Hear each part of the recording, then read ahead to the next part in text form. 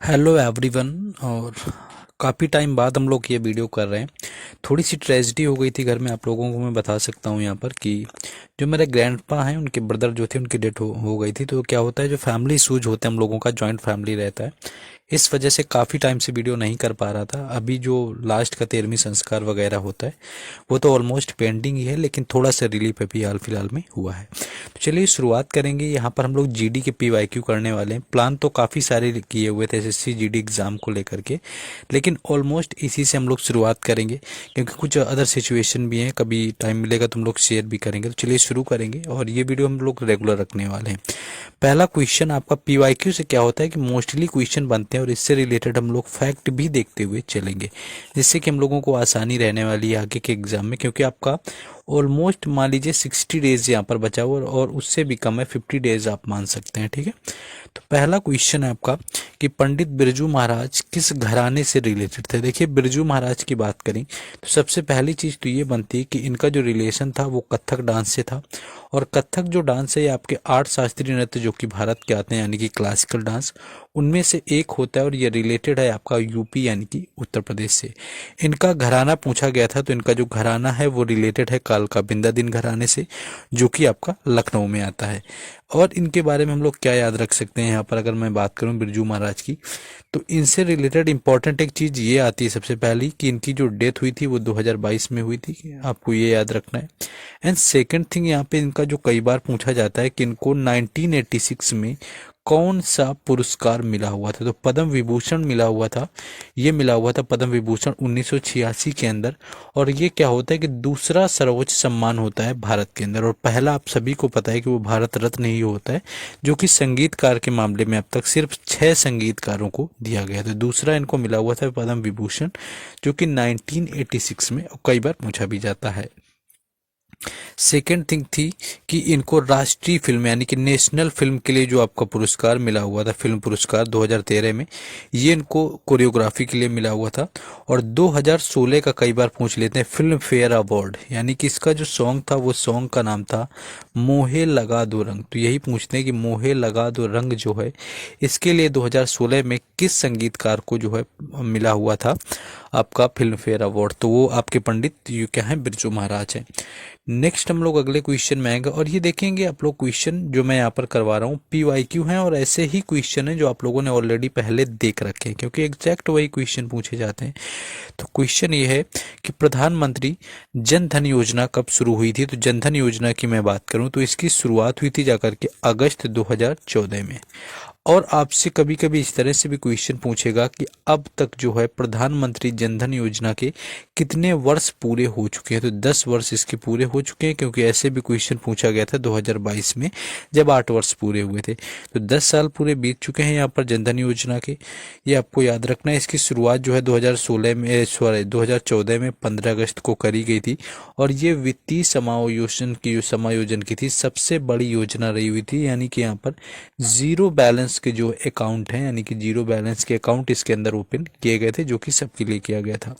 कुछ other scheme भी हम लोग यहाँ पर देख लेंगे, जैसे कि आपका प्रधानमंत्री आवास योजना की बात करी जाए तो ये आपकी 2015 में शुरू हुई थी। इंपॉर्टेंट है, आपसे पूछी जा सकती है। 2015 की है आपकी प्रधानमंत्री आवास योजना। कौशल भारत मिशन की बात करें तो ये 2014 में ही आई हुई थी, जब आपकी जनधन योजना आई थी। तो कौशल भारत मिशन और जनधन योजना ये आपकी उसी टाइम पर आई थी।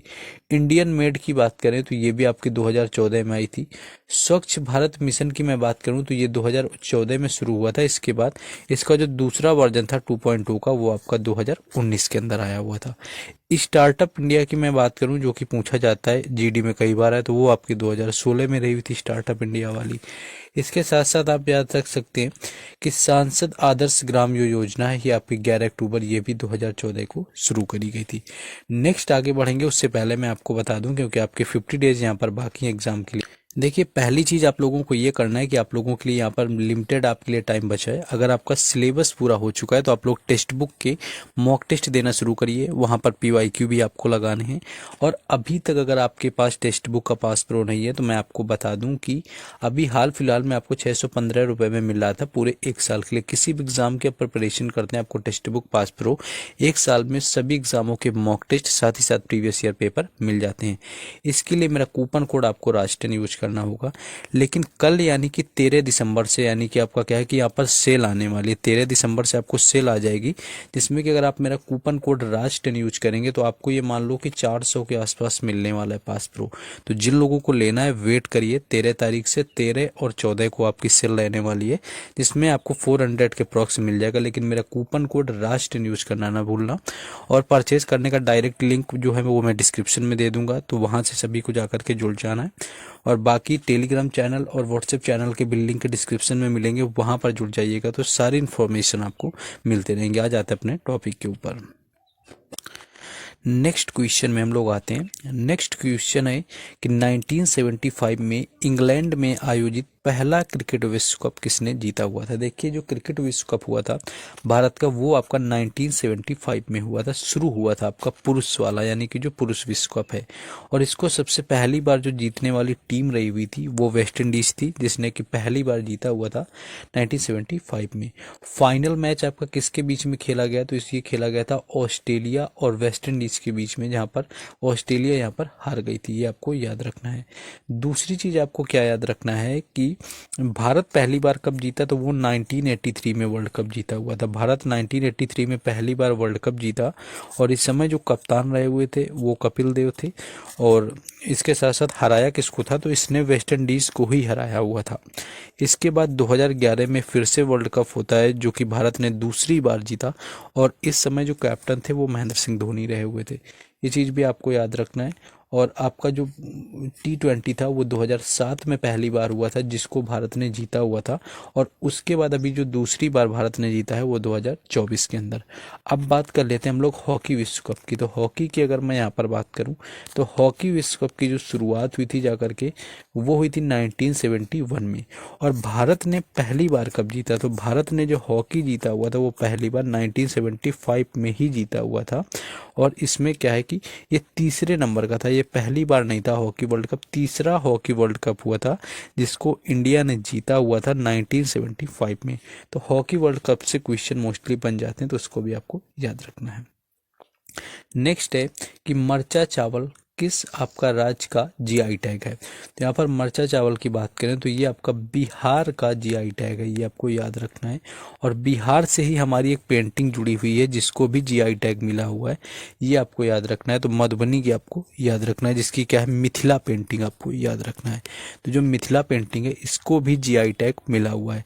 अब आपको ये बताना है कि जो काला चावल है, ये आपको याद रखना है, काला चावल जो आपका है ये कहाँ का है जिसको GI टैग आपका मिला हुआ है, ये आपको बताना है, ये आप लोग कमेंट करेंगे। नेक्स्ट हम लोग अगले क्वेश्चन में आ जाते हैं। नेक्स्ट क्वेश्चन हमारा ये है कि मोपिन जो होता है ये बुरी आत्माओं को भगाने का त्योहार होता है, ये किस राज्य में आपका मनाया जाता है। यानी मोपिन फेस्टिवल यहाँ पर पूछा गया। तो अगर मोपिन फेस्टिवल की मैं बात करूँ तो इसको आपका अरुणाचल प्रदेश में सेलिब्रेट किया जाता है, मोपिन फेस्टिवल। इसके साथ साथ आपसे अगर मोपिन के अलावा मान लो आपसे सोलुंग पूछ लिया जाए तो सोलुंग फेस्टिवल भी आपका अरुणाचल प्रदेश से है। इसके साथ साथ आपका ड्री फेस्टिवल भी पूछ लिया जाए तो ये भी आपका अरुणाचल प्रदेश से रिलेटेड है। और अरुणाचल प्रदेश से आपका क्या आएगा कि 2011 की जो जनगणना हुई थी उसके अकॉर्डिंग जाएंगे तो सबसे कम, यानी कि सबसे कम जो जनसंख्या घनत्व देखने का मिलेगा सभी राज्यों में वो आपका मिलेगा अरुणाचल प्रदेश का, जो कि भारत के 7 आपके उत्तर पूर्वी राज्य हैं जिनको हम लोग 7 सिस्टर्स के नाम से जानते हैं। 7 सिस्टर्स हमारे 7 उत्तर पूर्वी राज्य हैं, जिसमें कि अरुणाचल प्रदेश भी आता है, जो कि उन सभी जो 7 उत्तर पूर्वी राज्य हैं उनमें से आपका सबसे बड़ा राज्य है। तो ये चीज़ आपको याद रखना है और भी याद रखना है। नेक्स्ट क्वेश्चन आपका अगला है। नेक्स्ट है कि भारतीय संविधान के अनुच्छेद 280 के तहत किसकी स्थापना करी गई, यानी कि आर्टिकल आपसे 280 पूछा गया। तो आर्टिकल अगर मैं 280 की बात करूं तो ये आपका वित्त आयोग को डिनेट करता है, यानी कि वित्त आयोग इसका राइट आंसर होता है। 280 के अकॉर्डिंग क्या होता है कि वित्त आयोग का गठन होता है, और वित्त आयोग क्या है, हमारा संवैधानिक निकाय है। देखिए, जिसके बारे में संविधान में कोई आपका आर्टिकल दिया जाता है वो हमारा संवैधानिक निकाय होता है, और जिसके बारे में नहीं दिया जाता है वो नहीं होता है। अब संवैधानिक की मैं बात करूं यहाँ पर, जैसे कि वित्त आयोग की बात हुई है जिसकी स्थापना आपकी आर्टिकल 280 के अकॉर्डिंग होती है, तो इसके वर्तमान में जो अध्यक्ष हैं वो आपके 16वें अध्यक्ष बनाए गए हैं, जो कि हैं अरविंद पनगड़िया। याद रखना है, करंट का क्वेश्चन है, पूछा जा सकता है। तो जो अरविंद पनगड़िया हैं ये वर्तमान में वित्त आयोग के अध्यक्ष बनाए गए हैं, जो कि 16वें नंबर के हैं। ये चीज आपको याद रखना है। इसके साथ साथ इसके जो पहले थे वो 15वें नंबर के थे, जो कि एनके सिंह के नाम से थे, जो कि नंदकिशोर सिंह है। पहले की मैं बात करूं तो पहले थे केसी नियोगी, यानी कि जो पहले आपके वित्त आयोग के अध्यक्ष हैं वो हैं केसी नियोगी। तो इसको आप लोगों को याद रखना है। नेक्स्ट हम लोग क्या याद रख सकते हैं यहाँ पर वित्त आयोग से, आप लोग आपका हो गया मान लो 16 में। हाँ, इसमें जो मेंबर होते हैं आपका एक अध्यक्ष होता है और 4 मेंबर आपके होते हैं वित्त आयोग के अंदर। इस चीज को भी आप लोग याद रखेंगे। वित्त आयोग आपका हो गया, ठीक है। नेक्स्ट हम लोग आते हैं, हाँ, इसकी स्थापना भी आपको याद रख लेना है। 1951 में जो है वित्त आयोग की स्थापना हुई थी। नेक्स्ट क्वेश्चन है कि निम्नलिखित में से कौन था जिसने सिंचाई के लिए नहर बनवाने वाला दिल्ली का पहला शासक बना हुआ था, यानी कि पहला शासक बना दिल्ली का जिसने कि नहर वगैरह बनवाई हुई थी। तो जिसकी मैं बात करूं तो ये आपका फिरोज शाह तुगलक यहाँ पर राइट आंसर था। इसका इसलिए इंपॉर्टेंट है आपका फिरोज शाह तुगलक क्योंकि इससे क्वेश्चन लगातार पूछा जाता है, जिसने कि सबसे ज़्यादा आपके क्या है कि नहरों का निर्माण करवाया था, जो कि फिरोज शाह तुगलक था। और तुगलक वंश का आपका जो क्या था, तुगलक वंश से आपका रिलेटेड था। और इसी का एक था आपका मोहम्मद बिन तुगलक, ये भी आपका तुगलक वंश से आता था। और इसने अपनी राजधानी जो है वो दिल्ली से दौलताबाद बनाई हुई थी, यानी कि इसको देवगिरी का बनाया हुआ था। तो इसमें क्या हुआ था, सबसे मूर्ख यानी कि जितने काम किए उतने सारे काम इसके बेकार ही हो गए, ये मोहम्मद बिन तुगलक का था। तो कुल 5 आपके जो हैं साम्राज्य हुए, यानी कि 5 वंश उदय हुए दिल्ली सल्तनत के अंदर। 1206 से इसकी शुरुआत हो गई थी और इसका जो अंत हुआ था दिल्ली सल्तनत का वो 1500 आपका 26 में हुआ था। पानीपत का पहला युद्ध लड़ा गया था। पानीपत और का जो युद्ध था वो इब्राहिम लोदी और बाबर के बीच 1526 में। तब से आपका दिल्ली सल्तनत खत्म हुआ और एक नया जो साम्राज्य उभर के आया वो था मुगल साम्राज्य, जिसकी स्थापना बाबर ने करी। तो पहला था आपका क्या था, गुलाम वंश था, जिसकी स्थापना आपकी करी हुई थी कुतुबुद्दीन ऐबक ने। उसने कुछ वक्त करने के बाद में जो है आपका इल्तुतमिश वगैरह उसका दामाद बनता है। आपका गुलाम वंश के बाद जो है आपका शुरुआत हो गई थी जाकर के खिलजी वंश की। खिलजी के बाद आपका तुगलक आया, फिर सैयद आया, और जो अंतिम वंश बना दिल्ली का वो था लोधी वंश, जिसके शासक को जो है बाबर ने हरा दिया था। तो इस चीज को भी आप लोग याद रखेंगे। फिरोज शाह तुगलक ने आपका क्या किया था, जो कि आपका सिंचाई के लिए नहर वगैरह बनवाने का पहला शासक बना हुआ था। गयासुद्दीन जो तुगलक था ये आपका तुगलक वंश का संस्थापक था। इसने जो स्थापना करी हुई थी वो करी हुई थी आपके गयासुद्दीन तुगलक ने। ये चीज़ आपको याद रखनी है। और 1325 में इसकी क्या है कि लकड़ी का जो मंडप जैसा बना हुआ था उसको ढहने से गयासुद्दीन तुगलक की क्या होती थी, इसकी मृत्यु हो गई थी। और इसका जो मकबरा है वो तुगलकाबाद के पास आपका स्थित है। ये चीज़ भी आपको याद रखना है। और दूसरी चीज़ आपको ये याद रखना है क्वेश्चन कि जो इब्न बतूता था, आपसे कई बार पूछा जाता है कि जो इब्न बतूता था ये किसके टाइम पर आपका आया हुआ था। तो ये आया हुआ था मोहम्मद बिन तुगलक के टाइम पर। ये भी आपको याद रखना है। इब्न बतूता किस देश का था, तो ये आपका मोरक्को का निवासी था और ये आया हुआ था जाकर के मोहम्मद बिन तुगलक के टाइम पीरियड पर। जैसे कि आपका हैंसोंग जो है वो हर्षवर्धन के टाइम पर आया हुआ था। फाहियान जो था वो चंद्रगुप्त जो आपके सेकंड थे, यानी कि चंद्रगुप्त द्वितीय थे, उनके टाइम पर आया हुआ था। तो ये चीज़ भी आपको याद रखनी है। नेक्स्ट क्वेश्चन है आपका कि रंगा स्वामी कप किसकी आपकी राष्ट्रीय चैंपियनशिप होती है। तो रंगा स्वामी जो आपका होता है ये हॉकी का होता है, आपको याद रखना है। जो रंगा स्वामी आपका हॉकी से होता है और इसकी जो आपका पहली बार आपका 1928 में, यानी कि पहली बार 1928 में खेला गया था। ये चीज़ भी आपको याद रखनी है। इसी तरह हॉकी के और कप आपसे डायरेक्ट पूछ लेता है जीडी के एग्जाम में कि कौन सा कप किस आपके खेल से रिलेटेड है। जैसे कि हॉकी से आपका आगा खान कप पिछली बार बहुत बार पूछा गया। ध्यानचंद ट्रॉफी आपको पता ही होना चाहिए कि हॉकी से रिलेटेड थे ध्यानचंद। अजलान शाह कप आपका पूछ लेते हैं, है ना। रंगा स्वामी कप हो गया, गोल्ड कप हो गया, इंदिरा गांधी गोल्ड कप, ये भी आपको याद रखना है। क्रिकेट से आपको सीके नायडू ट्रॉफी याद रखनी है, देवधर ट्रॉफी याद रखनी है, दलीप ट्रॉफी याद रखनी है, ईरानी ट्रॉफी याद रखनी है।